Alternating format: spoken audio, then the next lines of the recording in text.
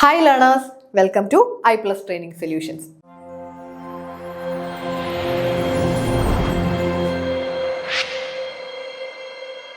അപ്പോൾ നമ്മളുടെ സെറ്റ് എക്സാമിന്റെ ഡേറ്റ് ടെൻറ്റേറ്റീവ് ഡേറ്റ് ഒക്കെ വന്ന് നമ്മൾ കണ്ടു അല്ലേ. ഇനി നമുക്ക് അപ്രോക്സിമേറ്റ്ലി ഒരു 2 മാസം എക്സ്പെക്ട് ചെയ്യാം. ഒരു 60 ദിവസം നമ്മൾക്ക് കിട്ടുമായിരിക്കും. അപ്രോക്സിമേറ്റ്ലി ഒരു 60 ഡേയ്സ് എന്തായാലും നമ്മൾക്ക് കിട്ടും. ഈ ഒരു 60 ഡേയ്സ് കൊണ്ട് നമുക്കിനി ഒന്നേന്ന് പറഞ്ഞ് പഠിച്ചു തുടങ്ങുന്നവരാണെങ്കിൽ പോലും ഇനി വരുന്ന 60 ദിവസം കൊണ്ട് എങ്ങനെ നമുക്ക് ഈ മൊഡ്യൂളുകളെ പഠിച്ചെടുക്കാം, അതിന്റെ ഒരു സൂപ്പർ സ്റ്റഡി സ്ട്രാറ്റജി നമുക്ക് നോക്കാം. ഓക്കെ, സോ സെറ്റ് കൊമേഴ്സിനെ പറ്റിയിട്ടാണ് നമ്മൾ ഈ ഒരു സ്ട്രാറ്റജിയിൽ പറയുന്നത്. അതായത് നമ്മുടെ സെറ്റ് കൊമേഴ്സിന്റെ 6 യൂണിറ്റുകളാണ് ചോദിക്കുന്നത് അല്ലെ. 6 യൂണിറ്റ് ആണ് നമുക്കുള്ളത്. സോ ഈ 6 യൂണിറ്റുകളെ നമുക്ക് ഇനിയുള്ള 60 ദിവസം കൊണ്ട്, നിങ്ങൾ ഒന്നും പഠിച്ചിട്ടില്ലാത്തവരായിരിക്കട്ടെ, ഒന്നും പഠിച്ചിട്ടില്ല, ഇതുവരെയും പഠിച്ചു തുടങ്ങിയിട്ടില്ലെങ്കിൽ പോലും ഇനിയുള്ള 60 ദിവസം നിങ്ങൾ ഇഫക്റ്റീവായിട്ട് യൂട്ടിലൈസ് ചെയ്താൽ ഉറപ്പായിട്ടും നിങ്ങൾക്ക് ഈ ഒരു എക്സാം ക്രാക്ക് ചെയ്യാം. ഈ പ്രാവശ്യം തന്നെ നിങ്ങൾക്ക് ഈ സെറ്റ് എക്സാം ക്രാക്ക് ചെയ്യാനായിട്ട് പറ്റും, അത് ഷുവർ ആണ്. സോ ഇനിയുള്ള ഒരു 60 ഡേയ്സ് ഞാൻ ഈ പറയുന്നത് പോലെ നിങ്ങൾ ഒന്ന് പഠിച്ചു നോക്കിക്കേ. ഇതേപോലെ നിങ്ങളെ ഒന്ന് അറേഞ്ച് ചെയ്ത് ഓരോ ദിവസവും എന്തൊക്കെ പഠിക്കണം എന്നുള്ള കാര്യങ്ങൾ കൃത്യമായിട്ട് നമ്മുടെ ഈ ഒരു ക്ലാസ്സിൽ പറഞ്ഞു തരാം. അതനുസരിച്ച് നിങ്ങൾ ഒന്ന് ഫോളോ ചെയ്ത് നോക്കിക്കേ. ഉറപ്പായിട്ടും ഈ പ്രാവശ്യത്തെ സെറ്റ് എക്സാം നിങ്ങൾക്കുള്ളതാണ്. നിങ്ങളത് ക്രാക്ക് ചെയ്തിരിക്കും, ഷുവർ. സോ നമ്മളുടെ കൊമേഴ്സ് കുട്ടികൾക്ക് വേണ്ടിയിട്ടുള്ള ഈ ഒരു സ്ട്രാറ്റജിയിലേക്ക് നമുക്ക് പോകാം. സോ അതിനു മുന്നേ നമുക്കിതിന്റെ ഒരു ബേസിക് ഓൾറെഡി നിങ്ങൾക്ക് എല്ലാവർക്കും അറിയാവുന്നതാണ്. നമുക്ക് 2 പേപ്പേഴ്സ് ഉണ്ട് അല്ലേ സെറ്റ് എക്സാമിന്. പേപ്പർ 1ഉം പേപ്പർ 2ഉം നമുക്ക് പഠിക്കാനുണ്ട്. പേപ്പർ 1 എന്ന് പറയുന്നത് general knowledge and teaching aptitude ഉൾപ്പെടുന്ന ഒരു ജനറൽ പേപ്പർ ആണ്. പേപ്പർ 2 ആണ് നമ്മളുടെ സബ്ജക്ട് സ്പെസിഫിക് ആയിട്ട് വരുന്ന പേപ്പർ അല്ലേ. സോ നമ്മൾ ഇന്ന് പേപ്പർ 2 കൊമേഴ്സിന്റെ സ്റ്റഡി സ്ട്രാറ്റജി ആണ് ഈ ഒരു ക്ലാസ്സിൽ കൂടെ പറയുന്നത്. സോ പേപ്പർ 2 കോമേഴ്സ് ആണ്. പേപ്പർ 2-ല് നമുക്ക് 120 ക്വസ്റ്റ്യൻസ് ഉണ്ട് അല്ലെ. 120 ചോദ്യങ്ങൾ ചോദിക്കും പേപ്പർ 2-ല്. സോ ഈ 120 ചോദ്യങ്ങളെ 6 മൊഡ്യൂളുകളിൽ നിന്നും ചോദിക്കുന്നതാണ് ഈ 120 ക്വസ്റ്റ്യൻസ് അല്ലെ. 6 മൊഡ്യൂൾസിൽ നിന്നുമാണ് ഈ ഒരു 120 ക്വസ്റ്റ്യൻസ് ചോദിക്കുന്നത്. 6 മൊഡ്യൂളുകളും കറക്റ്റായിട്ട് സിലബസ് അനുസരിച്ച് നിങ്ങൾ പ്രിപ്പയർ ചെയ്ത് പഠിക്കുകയാണെങ്കിൽ ഉറപ്പായിട്ടും ഈ ചോദ്യങ്ങൾ നിങ്ങൾക്ക് ആൻസർ ചെയ്യാൻ പറ്റാവുന്നതേ ഉള്ളൂ. വലിയ ബുദ്ധിമുട്ടുള്ളതോ അല്ലെങ്കിൽ ക്രാക്ക് ചെയ്യാൻ പറ്റാഴികയോ ഒന്നുമില്ല. കൃത്യമായിട്ട് സിലബസ് കവർ ചെയ്തിട്ടുണ്ടെങ്കിൽ ഉറപ്പായിട്ടും ഈ ക്വസ്റ്റ്യൻസ് നിങ്ങൾക്ക് ആൻസർ ചെയ്യാൻ പറ്റും. ഓക്കെ, സോ നമുക്ക് ജയിക്കാനുള്ള അല്ലെങ്കിൽ ഈ ഒരു എക്സാം ക്വാളിഫൈ ചെയ്യാനുള്ള കറക്റ്റ് പെർസെൻറ്റേജ് മാർക്ക് ഇവിടെ പറയുന്നുണ്ട് അല്ലെ. നെറ്റ് എക്സാമിന്റെ കൂട്ട് ഒരു കട്ട് ഓഫ് അല്ല, ഇവിടെ കൃത്യമായിട്ട് ഇത്ര പെർസെൻറ്റേജ് ഉണ്ടെങ്കിൽ നിങ്ങൾ ഈ എക്സാം ക്വാളിഫൈ ചെയ്തിരിക്കും. ആ ഒരു പെർസെൻറ്റേജ് മാർക്കുകളുടെ ഡിസ്ട്രിബ്യൂഷനും നിങ്ങൾക്ക് അറിയാവുന്നതാണ്. ഇനി അറിയാത്ത ആരെങ്കിലും ഉണ്ടെങ്കിൽ ഒന്ന് നോക്കിക്കോളൂ. നമുക്കിവിടെ ജനറൽ കാറ്റഗറിയിലുള്ള കാൻഡിഡേറ്റ്സ് ആണെങ്കിൽ പേപ്പർ 1-ല് 40% മാർക്ക് നിങ്ങൾ സ്കോർ ചെയ്തിരിക്കണം. പേപ്പർ 2-ലും 40% മാർക്ക് സ്കോർ ചെയ്തിരിക്കണം. 40 മാർക്കല്ല, പെർസെൻറ്റേജ് ആണ് ഈ പറയുന്നത്. ടോട്ടൽ ക്വസ്റ്റ്യൻസ് അല്ലെങ്കിൽ ടോട്ടൽ മാർക്സിൽ 40% മാർക്ക് നിങ്ങൾ സ്കോർ ചെയ്തിരിക്കണം. ടോട്ടൽ അഗ്രിഗേറ്റ് എടുക്കുമ്പോൾ 48% സ്കോർ ചെയ്തിരിക്കണം. അതായത് പേപ്പർ 1-ലെയും 2-ലെയും കൂടെ അഗ്രിഗേറ്റ് മാർക്ക് എടുക്കുമ്പോൾ അവിടെ 48% മാർക്ക് സ്കോർ ചെയ്തിട്ടുണ്ടെങ്കിൽ ജനറൽ കാറ്റഗറിയിലുള്ള കാൻഡിഡേറ്റ്സിന് സെറ്റ് എക്സാം ക്വാളിഫൈ ചെയ്യാനായിട്ട് പറ്റും. ഇനി അതേപോലെ തന്നെ ഒ ബി സി കാൻഡിഡേറ്റ്സ് ആണെങ്കിൽ അവർക്ക് പേപ്പർ 1-ല് 35% മാർക്കും പേപ്പർ 2-ല് 35% മാർക്കും അഗ്രിഗേറ്റ് എടുക്കുമ്പോൾ, അതായത് പേപ്പർ 1 പ്ലസ് പേപ്പർ 2 അഗ്രിഗേറ്റ് എടുക്കുമ്പോൾ 45% മാർക്കും സ്കോർ ചെയ്യാൻ പറ്റിയാൽ ഒ ബി സി കാൻഡിഡേറ്റ്സിനും ഈ ഒരു സെറ്റ് എക്സാം ക്ലിയർ ചെയ്യാം. ഇനി differently abled SC ST candidates ആണെങ്കിൽ പേപ്പർ 1-ല് 35%, പേപ്പർ 2-ലും 35%, ടോട്ടൽ 40% മാർക്ക്, അത് അഗ്രിഗേറ്റില് 40% മാർക്കും സ്കോർ ചെയ്തിരിക്കണം. ഓക്കെ, അപ്പൊ ഇതാണ് നമ്മളുടെ മാർക്ക് ഡിസ്ട്രിബ്യൂഷന്റെ ഒരു പാറ്റേൺ പറയുന്നത്.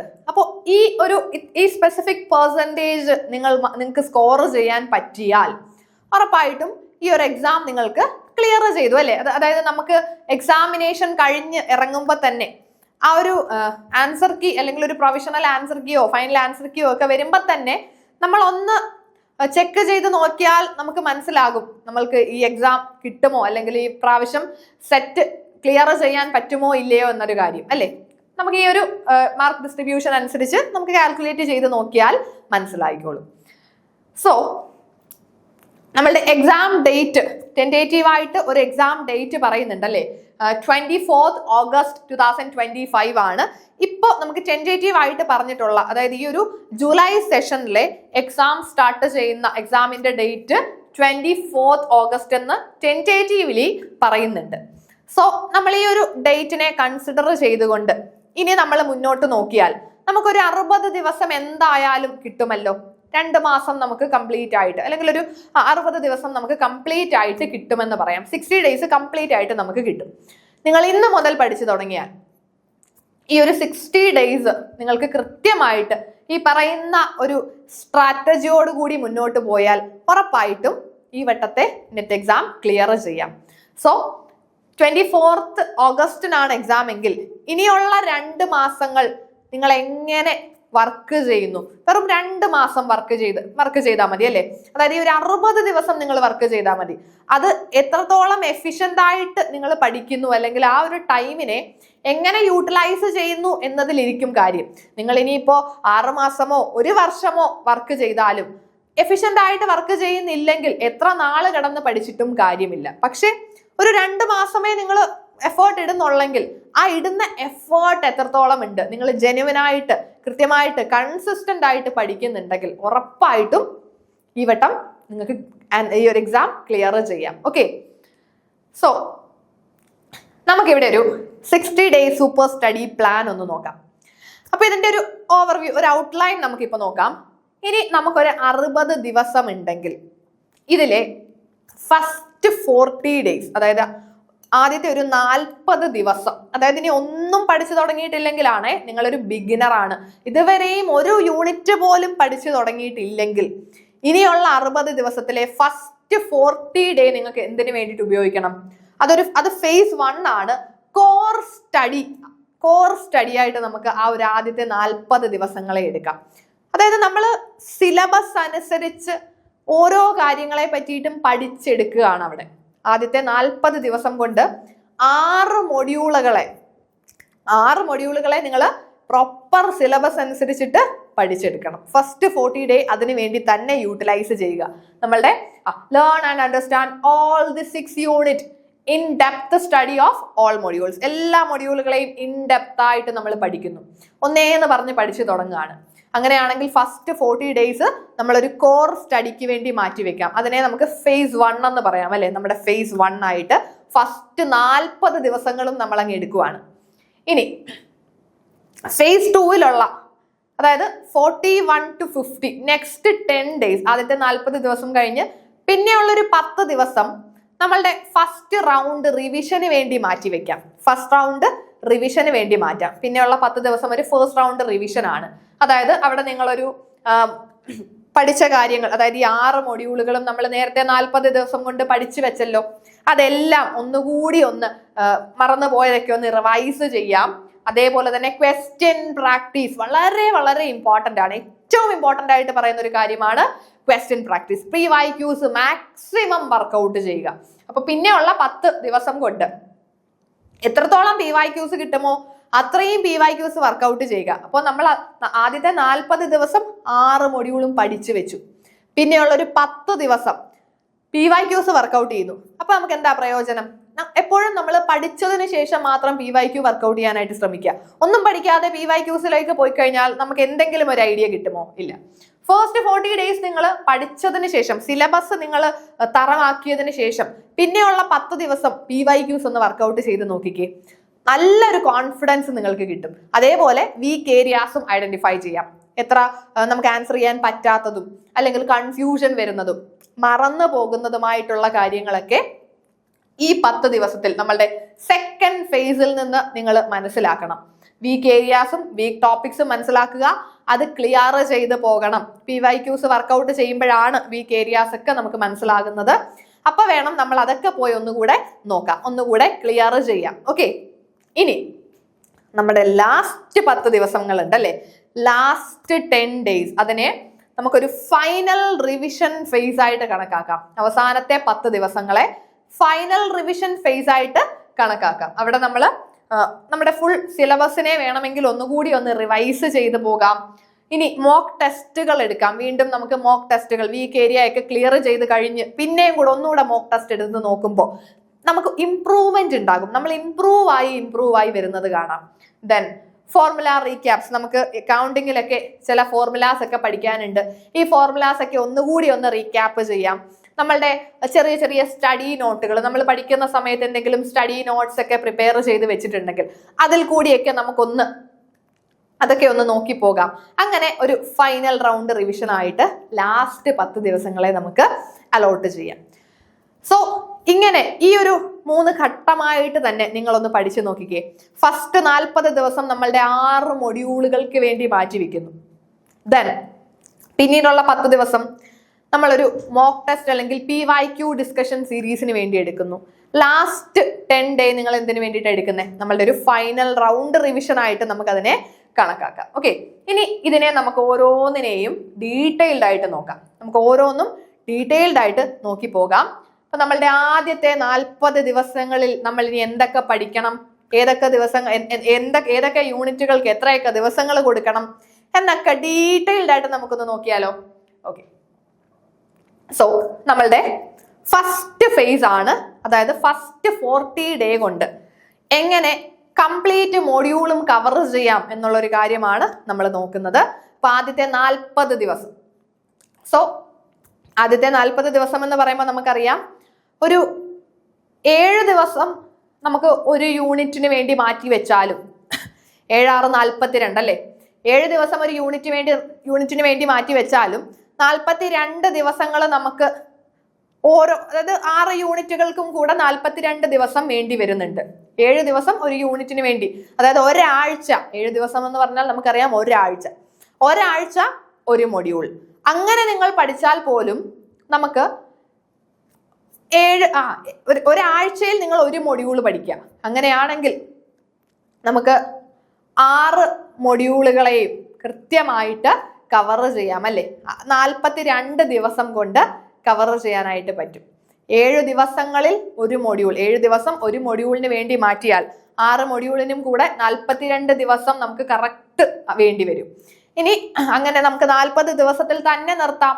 ചില മൊഡ്യൂൾസിന് 7 ദിവസം വേണ്ട, ചിലതിന് നമുക്ക് 6 ദിവസം കൊണ്ട് വേണമെങ്കിൽ നിർത്താം അല്ലേ. അങ്ങനെയും പഠിക്കാം. പിന്നെ നിങ്ങൾ ഈ മൊഡ്യൂൾസ് പഠിക്കുമ്പോൾ നമ്മളൊരു മൊഡ്യൂളിന് ഇപ്പൊ 7 ദിവസം അപ്രോക്സിമേറ്റ്ലി 7 ദിവസം കൊടുത്തേക്ക്. കാരണം 2 ദിവസം നിങ്ങൾ എക്സ്ട്രാ ആയാലും കുഴപ്പമില്ല, നമുക്ക് ടൈം ഉണ്ടല്ലോ, കുറച്ച് ടൈം നമ്മുടെ മുന്നിൽ ഉണ്ടല്ലോ. സോ നിങ്ങളിപ്പോ ഒരാഴ്ച അല്ലെങ്കിൽ 7 ദിവസം നമ്മൾ ഒരു മൊഡ്യൂളിന് 7 ദിവസം എന്നൊരു കണക്കിലാണ് പഠിക്കുന്നത്. അങ്ങനെയാണെങ്കിൽ നിങ്ങൾ ഫസ്റ്റ് വീക്ക് ഒരു മൊഡ്യൂൾ പഠിക്കുമ്പോൾ 6 ദിവസം പഠനത്തിന് വേണ്ടി ഉപയോഗിക്കുക. 7ാമത്തെ ദിവസം റിവിഷൻ ആണ്. 7ാമത്തെ ദിവസം എന്ത് ചെയ്യണം? നമ്മൾ കംപ്ലീറ്റ് സിലബസും പഠിച്ച കാര്യങ്ങൾ ഒന്നേന്ന് പറഞ്ഞ് ആദ്യം തൊട്ട് റിവൈസ് ചെയ്ത് അതിനെ അവിടെ സെറ്റാക്കി വെക്കുന്നു. നെക്സ്റ്റ് വീക്കിൽ എന്ത് ചെയ്യുന്നു? 2ാമത്തെ മൊഡ്യൂൾ എടുക്കാം.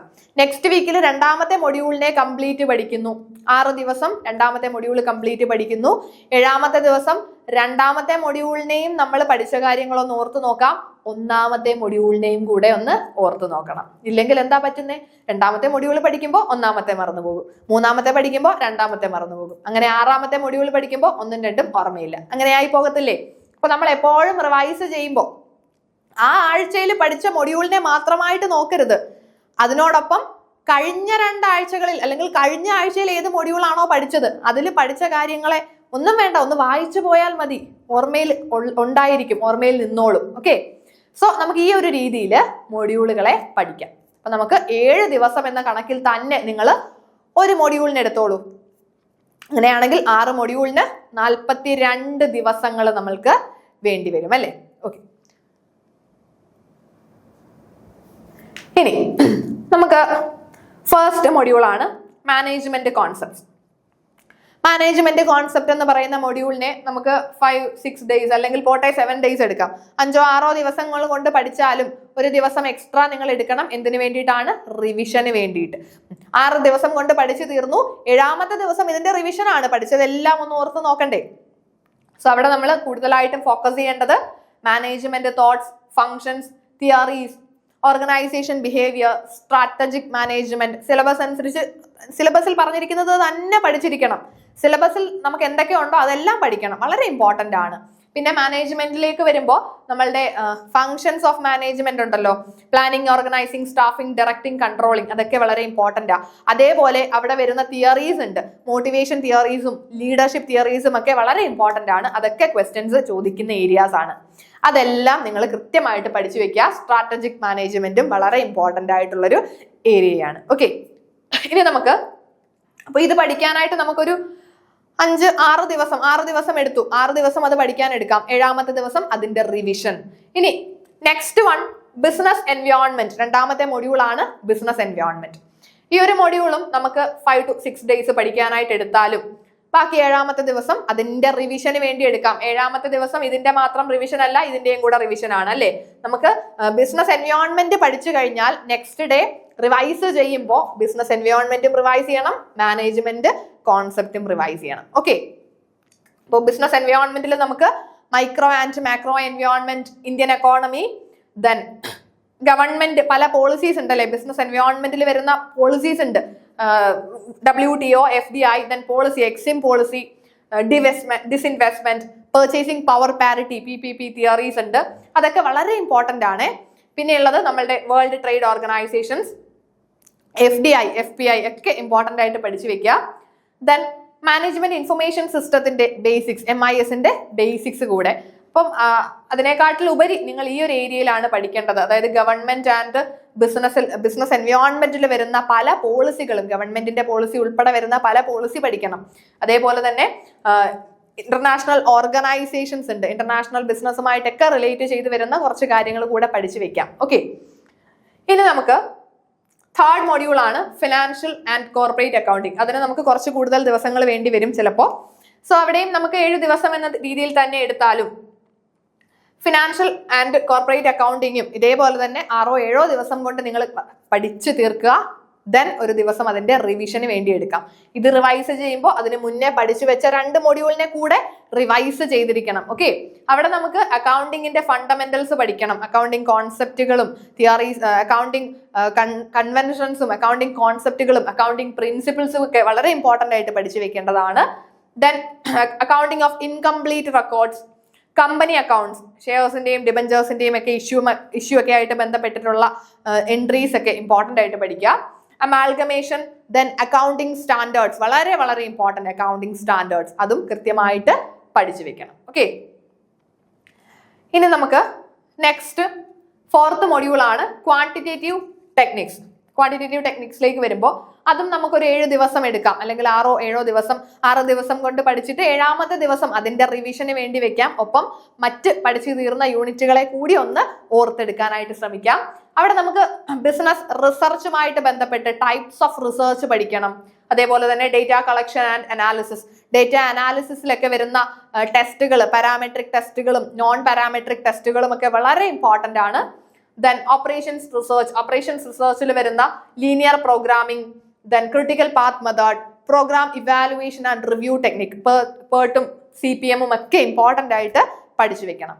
ഓക്കെ, ദെൻ യൂണിറ്റ് 5 ആണ് financial management and marketing. Financial management and മാർക്കറ്റിംഗിലേക്ക് വരുമ്പോൾ അതും നമുക്കൊരു 7-8 ഡേയ്സ്, അത് കുറച്ച് വൈഡായിട്ടുള്ള യൂണിറ്റ് ആയതുകൊണ്ട് നമുക്കൊരു 7-8 ഡേയ്സ് എടുക്കാം. അല്ലെങ്കിൽ ഒരു 6-7 ഡേയ്സ് കൊണ്ട് പഠിച്ചു തീർക്കാനായിട്ട് ശ്രമിക്കുക. ഒരു ദിവസം റിവിഷന് വേണ്ടി കൂടെ വെക്കാം. സോ ഇങ്ങനെ ഇതിനകത്ത് ഈ ഒരു യൂണിറ്റിനകത്ത് നിങ്ങൾ കൂടുതലായിട്ടും ഫോക്കസ് ചെയ്യേണ്ടത് ഫിനാൻഷ്യൽ മാനേജ്മെന്റ് ഡിസിഷൻസ് ആണ്. വളരെ ഇമ്പോർട്ടന്റ് ആണ് ഫിനാൻഷ്യൽ മാനേജ്മെന്റ് ഡിസിഷൻ. അവിടെ investment decision, financing decision, dividend decision important ആയിട്ട് പഠിച്ചു വെക്കണം. Cost of capital, working capital management important ആണ്. മാർക്കറ്റിംഗും കൃത്യമായിട്ട് പഠിച്ചു വെക്കണം. മാർക്കറ്റിംഗിന്റെ ബേസിക്സ് പഠിച്ചു വെക്കുക. ഇനി നമുക്ക് ലാസ്റ്റ് യൂണിറ്റിൽ കോസ്റ്റ് ആൻഡ് മാനേജ്മെന്റ് അക്കൗണ്ടിങ്ങും അതും നമുക്ക് ഒരു 6-7 ദിവസം കൊണ്ട് പഠിച്ചു തീർക്കാൻ ശ്രമിക്കണം. ഒരു ദിവസം അതിന്റെ റിവിഷന് വേണ്ടി കൂടെ നമുക്ക് മാറ്റിവെക്കാം. അവിടെ നമ്മൾക്ക് കോസ്റ്റ് അക്കൗണ്ടിങ്ങുമായിട്ട് ബന്ധപ്പെട്ടിട്ടുള്ള കുറച്ച് ആസ്പെക്ടുകളാണ്. ABC കോസ്റ്റിംഗ്, പ്രോസസ് കോസ്റ്റിംഗ് ഒക്കെ നമ്മൾ പഠിച്ചിട്ടുള്ളതാണ് അല്ലെ. Then cost control, then management accounting ആണ്. മാനേജ്മെന്റ് അക്കൗണ്ടിങ്ങിൽ financial statement analysis, then marginal costing, ratio analysis ഒക്കെ വളരെ ഇമ്പോർട്ടന്റ് ആയിട്ട് പഠിച്ചു വെക്കേണ്ടതാണ്. ഓക്കെ, അപ്പൊ നമുക്ക് ഈ ഒരു 6 യൂണിറ്റുകളും എങ്ങനെയാ പഠിക്കേണ്ടത്? ഓരോ യൂണിറ്റിന് നിങ്ങൾ ഒരു 7 ദിവസം വെച്ചിട്ട് എടുത്തോ. 6 ദിവസം പഠിക്കാനും 7ാമത്തെ ദിവസം അതിന്റെ റിവിഷന് വേണ്ടിയും നമുക്ക് മാറ്റിവെക്കാം. ഇതാണ് നമ്മളുടെ ഫസ്റ്റ് ഫേസ് എന്ന് പറയുന്നത്. ഓക്കെ, സെക്കൻഡ് ഫേസ് എന്ന് പറഞ്ഞാൽ സെക്കൻഡ് ഫേസിലേക്ക് വരുമ്പോൾ നമുക്ക് ഫസ്റ്റ് റൗണ്ട് റിവിഷൻ ആണ് സെക്കൻഡ് ഫേസിൽ നടക്കുന്നത്. ഫസ്റ്റ് റൗണ്ട് റിവിഷൻ ആണ്, അതായത് രണ്ടാമത്തെ ഫേസ് ആണ് 10 ദിവസം. 10 ദിവസം നമ്മൾ റിവിഷന് വേണ്ടി മാറ്റുന്നു. അപ്പൊ ആദ്യത്തെ 40 ദിവസം, 40 മുതൽ 42 ദിവസം എന്ന് കണക്കാക്കാം. കാരണം നമുക്ക് 7 ദിവസം ഒരു യൂണിറ്റിന് വേണ്ടി 7 ദിവസം മാറ്റി വെക്കുകയാണെങ്കിൽ 42 ദിവസം വേണ്ടി വരത്തില്ലേ 6 മൊഡ്യൂളുകളും പഠിച്ചു തീരാൻ? അപ്പോൾ 42 ദിവസം തന്നെ എടുത്തോളൂ. ഇന്ന് തൊട്ട് പഠിച്ചു തുടങ്ങിയാൽ ആ 2 ദിവസം നിങ്ങൾക്ക് എക്സ്ട്രാ കിട്ടിക്കോളൂ. ഓക്കെ, സോ 42 ദിവസം നമ്മൾ സിലബസ് കവർ ചെയ്തു. 6 മൊഡ്യൂളുകളെയും കംപ്ലീറ്റ്ലി പഠിച്ചു കഴിഞ്ഞു. ഓക്കെ, അത് പഠിച്ചു കഴിഞ്ഞു. ഇനി എന്താ ചെയ്യേണ്ടത്? റിവിഷൻ ആണ്, ഫസ്റ്റ് റൗണ്ട് റിവിഷൻ. ആദ്യത്തെ 42 ദിവസം കഴിഞ്ഞുള്ള 10 ദിവസം ഫസ്റ്റ് റൗണ്ട് റിവിഷന് വേണ്ടി മാറ്റിവെക്കാം. ഓക്കെ, ഫസ്റ്റ് റൗണ്ട് റിവിഷൻ ആണ് അടുത്ത 10 ദിവസം.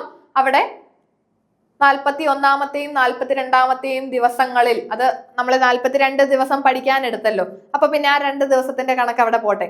പിന്നെയുള്ള 2 ദിവസം അല്ലെ, ഫസ്റ്റ് റൗണ്ട് റിവിഷനിൽ ഫസ്റ്റ് 2 ഡേയ്സിൽ നിങ്ങൾ ചെയ്യേണ്ടത് യൂണിറ്റ് 1ഉം 2നെയും ഒന്ന് റിവൈസ് ചെയ്യാം. യൂണിറ്റ് 1ഉം 2ഉം റിവൈസ് ചെയ്യാം അല്ലെ. യൂണിറ്റ് 1ഉം 2ഉം റിവൈസ് ചെയ്യാം. അവിടെ നോട്ടുകൾ നമ്മൾ എന്തെങ്കിലും കീ നോട്ട്സ് ഒക്കെ എഴുതി വെച്ചിട്ടുണ്ടെങ്കിൽ, ചെറിയ ചെറിയ നോട്ടുകളൊക്കെ എഴുതി വെച്ചിട്ടുണ്ടെങ്കിൽ ആ കീ പോയിന്റ്സ് ഒക്കെ നമുക്കൊന്ന് വായിക്കാം. അവിടെ യൂണിറ്റ് 1ലും 2ലും വരുന്ന MCQs ഒക്കെ വർക്ക്ഔട്ട് ചെയ്ത് നോക്കുക. അവിടെ നിങ്ങൾ യൂണിറ്റ് വൈസ് അല്ലെങ്കിൽ പോലും കംപ്ലീറ്റ് ഓൾറെഡി നിങ്ങൾ പഠിച്ചു കഴിഞ്ഞല്ലോ. ഓൾറെഡി നമ്മൾ ആ സിലബസുകൾ 6 മൊഡ്യൂളും പഠിച്ചു കഴിഞ്ഞു. അപ്പൊ പിന്നെ നിങ്ങൾ PYQs വർക്ക്ഔട്ട് ചെയ്യുക. PYQs വർക്ക്ഔട്ട് ചെയ്തിട്ട് കൺഫ്യൂഷൻ വരുന്ന ഏരിയാസിനെ ഒന്ന് പോയി നോക്കണം. അപ്പൊ ആദ്യത്തെ ആ ഒരു ഫസ്റ്റ് റൗണ്ട് റിവിഷനിലെ ഫസ്റ്റ് 2 ഡേയ്സ് നിങ്ങൾക്ക് വേണമെങ്കിൽ യൂണിറ്റ് 1ന്റെയും 2ന്റെയും മാത്രം റിവിഷന് വേണ്ടി മാറ്റിവെക്കാം. പിന്നെയുള്ള 2 ഡേയ്സ് നിങ്ങൾക്ക് യൂണിറ്റ് 3യുടെ റിവിഷന് വേണ്ടി എടുക്കാം. യൂണിറ്റ് 3 എന്ന് പറഞ്ഞാൽ അവിടെ അക്കൗണ്ടിങ് ആണ്. അവിടെ നമുക്ക് ജേർണൽ എൻട്രീസ് റിവൈസ് ചെയ്യാം. അക്കൗണ്ടിങ് ട്രീറ്റ്മെന്റുകളും അക്കൗണ്ടിങ് സ്റ്റാൻഡേർഡുകളും ഒക്കെ ഒന്ന് ഓർത്തെടുക്കാം ആ ഒരു ദിവസം കൊണ്ട്. പിന്നെയുള്ള നെക്സ്റ്റ് 2 ഡേയ്സ് കൊണ്ട് യൂണിറ്റ് 4ല് നമുക്ക് റിവൈസ് ചെയ്യാം. യൂണിറ്റ് 4ല് റിസർച്ച് മെത്തേഡ്സും റിസർച്ച് സ്റ്റെപ്സും linear programming, transportation and assignment problems, PERT and CPM ഇതൊക്കെ നമുക്ക് കൃത്യമായിട്ട് ആ 2 ദിവസങ്ങൾ കൊണ്ട് പഠിക്കുക. പിന്നെയുള്ള 2 ദിവസം യൂണിറ്റ് 5നെ റിവൈസ് ചെയ്യാം. അവിടെ ക്യാപിറ്റൽ ബജറ്റിങ്ങുമായിട്ട് ബന്ധപ്പെട്ട തിയറീസും മാർക്കറ്റിംഗ് മിക്സും ഒക്കെ ഒന്ന് പോയി നോക്കാം. പിന്നെയുള്ള ലാസ്റ്റ് 2 ഡേയ്സ് യൂണിറ്റ് 6നെ റിവൈസ് ചെയ്യാൻ എടുക്കാം. കോസ്റ്റിംഗ് ടെക്നിക്സും ബ്രേക്ക് ഈവൻ, ഫണ്ട് ഫ്ലോ ഇതൊക്കെ നമുക്ക് അവിടെ ഡിസ്കസ് ചെയ്യാം. ഓക്കെ, ഒന്ന് റിവൈസ് ചെയ്യാം. സോ 41 മുതൽ 50 വരെയുള്ള ദിവസങ്ങൾ ഫസ്റ്റ് റിവിഷൻ ആണ്. റിവിഷൻ ഫേസ് ആയിട്ട് തന്നെ വെക്കുക. ആ ഫസ്റ്റ് റൗണ്ട് റിവിഷൻ ഫേസിൽ നിങ്ങൾ ചെയ്യേണ്ടത് ഒരു മോക്ക് ടെസ്റ്റ് വേണമെങ്കിൽ നിങ്ങൾക്ക് ഒന്ന് പ്രിപ്പയർ ചെയ്യാം. ഒരു മോക്ക് ടെസ്റ്റ് ചെയ്ത് നോക്കാം. ഒരു മോക്ക് ടെസ്റ്റ് ഫസ്റ്റ് ഡേ നിങ്ങൾ ഒരു മോക്ക് ടെസ്റ്റ് ചെയ്ത് നോക്കുക. അതായത് 6 മൊഡ്യൂളുകളും കംപ്ലീറ്റ് ആയിട്ട് 42 ദിവസം കൊണ്ട് പഠിച്ചു കഴിഞ്ഞാൽ 43ാമത്തെ ദിവസം നിങ്ങൾ ഒരു മോക്ക് ടെസ്റ്റ് ചെയ്യണം. ആ മോക്ക് ടെസ്റ്റിൽ നിന്നും മനസ്സിലാകും എത്രത്തോളം ഓർമ്മയുണ്ട്, നമ്മൾ പഠിച്ച മൊഡ്യൂളുകൾ എത്രത്തോളം നമ്മുടെ മനസ്സിലുണ്ട് എന്നുള്ള കാര്യം. ആ മോക്ക് ടെസ്റ്റിനെ വിലയിരുത്തിക്കൊണ്ട് വേണം നിങ്ങൾ പിന്നെയുള്ള 10 ദിവസങ്ങളിലെ റിവിഷൻ. ഫസ്റ്റ് മൊഡ്യൂള് നല്ലപോലെ ഓർമ്മയുണ്ടെങ്കിൽ അതിന് നമുക്ക് ഒത്തിരി ടൈം കൊടുക്കണ്ട. ഓർമ്മയില്ലാത്ത മൊഡ്യൂളുകളെ എടുത്തിട്ട് റിവൈസ് ചെയ്യാം. ഓക്കെ, അതിനു വേണ്ടിയാണ് ആദ്യത്തെ 42 ദിവസങ്ങൾ നിങ്ങൾ എന്ത് ചെയ്യണമെന്ന് പറഞ്ഞു? ഫസ്റ്റ് 42 ഡേയ്സ് കൊണ്ട് 6 മൊഡ്യൂളുകളെ പഠിക്കുക. ഒരു മൊഡ്യൂളിന് ഒരാഴ്ച എന്നൊരു കണക്കില് നമുക്ക് ആദ്യത്തെ 42 ദിവസം കൊണ്ട് നിങ്ങൾ എന്ത് ചെയ്യണം? 6 മൊഡ്യൂളുകൾ പഠിച്ചെടുക്കണം. ഈ 6 മൊഡ്യൂൾ പഠിച്ചെടുത്ത് 42 ദിവസം കൊണ്ട് തന്നെ പഠിച്ചു തീർക്കണം. 43ാമത്തെ ദിവസം എന്ത് ചെയ്യണം? ഒരു റിവിഷൻ, ഒരു PYQ, ഒരു previous year mock test complete mock test എടുക്കാം. ഒരു കംപ്ലീറ്റ് മോക്ക് ടെസ്റ്റ് എടുക്കുക. നെക്സ്റ്റ് ഡേ തൊട്ട് മോക്ക് ടെസ്റ്റിനെ വിലയിരുത്തിക്കൊണ്ട് വേണം എത്രത്തോളം യൂണിറ്റുകൾ ഓർമ്മയുണ്ട് എന്നുള്ള കാര്യം മനസ്സിലാക്കാൻ. അതനുസരിച്ച് കൊണ്ട് പിന്നെയുള്ള 10 ദിവസങ്ങൾ നിങ്ങൾ എന്ത് ചെയ്യണം? ഓർമ്മയില്ലാത്ത മൊഡ്യൂളുകളെ പോയി ആദ്യം തൊട്ടൊന്ന് വായിച്ചു നോക്കാം. പിന്നെ നമുക്കൊന്ന് ഓടിച്ചിട്ടാൽ മതി അല്ലേ, നമ്മൾ പഠിച്ചു വെച്ചേക്കുന്നതായതുകൊണ്ട് ഒന്ന് കണ്ടാൽ മതി, ഓർമ്മ കിട്ടിക്കോളും. പിന്നെയുള്ള 10 ദിവസങ്ങൾ നിങ്ങൾ പഠിച്ചു വെച്ച കാര്യങ്ങളെ ഒന്ന് ഓർത്തെടുക്കുക. നിങ്ങൾക്ക് എവിടെയൊക്കെയാണോ ആ ഒരു മോക്ക് ടെസ്റ്റിന്റെ ബേസിൽ എത്രത്തോളം ഓർമ്മയുണ്ടെന്ന് മനസ്സിലാകുമല്ലോ. അക്കൗണ്ടിങ് നല്ലപോലെ അറിയാം, അക്കൗണ്ടിങ് എല്ലാം ശരിയാക്കി, അക്കൗണ്ടിങ് എല്ലാം ഓർമ്മയുണ്ടെങ്കിൽ പിന്നെ അതിന് ഒരുപാട് സമയം കളയണ്ട.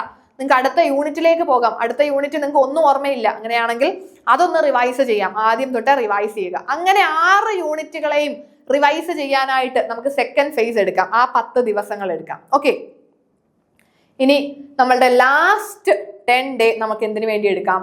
ഫൈനൽ റിവിഷന് വേണ്ടി എടുക്കാം. ഫൈനൽ റിവിഷൻ ആണ് ലാസ്റ്റ് 10 ദിവസം.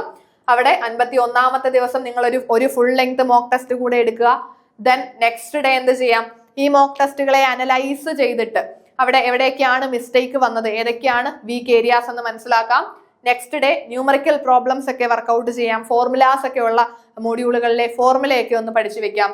ദെൻ 54th ഡേയിൽ നിങ്ങൾക്ക് സ്പീഡ് എത്രത്തോളം ഉണ്ട്, പ്രോബ്ലംസ് ചെയ്യാനുള്ള സ്പീഡ് എത്രത്തോളം ഉണ്ട് എന്നൊരു കാര്യം, ആ സ്പീഡൊക്കെ നിങ്ങൾക്ക് ഒന്ന് കൂട്ടാൻ വേണ്ടി അതൊക്കെ ഒന്ന് വർക്ക്ഔട്ട് ചെയ്യുക. നെക്സ്റ്റ് ഡേ നിങ്ങൾക്ക് തിയറി കോൺസെപ്റ്റുകളെ റിവൈസ് ചെയ്യാം. ഇത് നിങ്ങൾക്ക് നിങ്ങളുടെ രീതിയിൽ അത് കസ്റ്റമൈസ് ചെയ്തെടുക്കാം. ഈ ലാസ്റ്റ് 10 ഡേ അത് നിങ്ങളുടെ രീതിയിൽ കസ്റ്റമൈസ് ചെയ്തോളൂ. കാരണം ഓരോരുത്തർക്കും ഓരോ രീതിയാണല്ലോ. നിങ്ങളുടെ രീതിയിൽ ലാസ്റ്റ് 10 ദിവസം കസ്റ്റമൈസ് ചെയ്യാം. അവിടെ നെക്സ്റ്റ് ഡേയിൽ ഇമ്പോർട്ടൻറ്റ് പ്രിൻസിപ്പിൾസും മോഡൽസും ഒക്കെ നമുക്ക് പഠിക്കാം.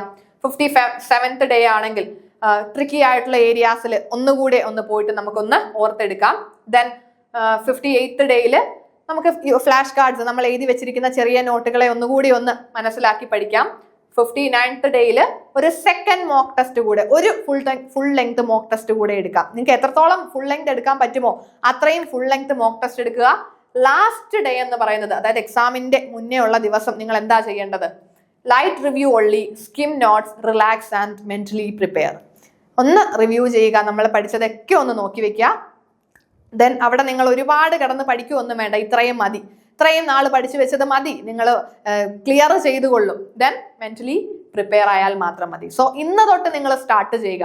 It's never too late to start, it's always too late to wait.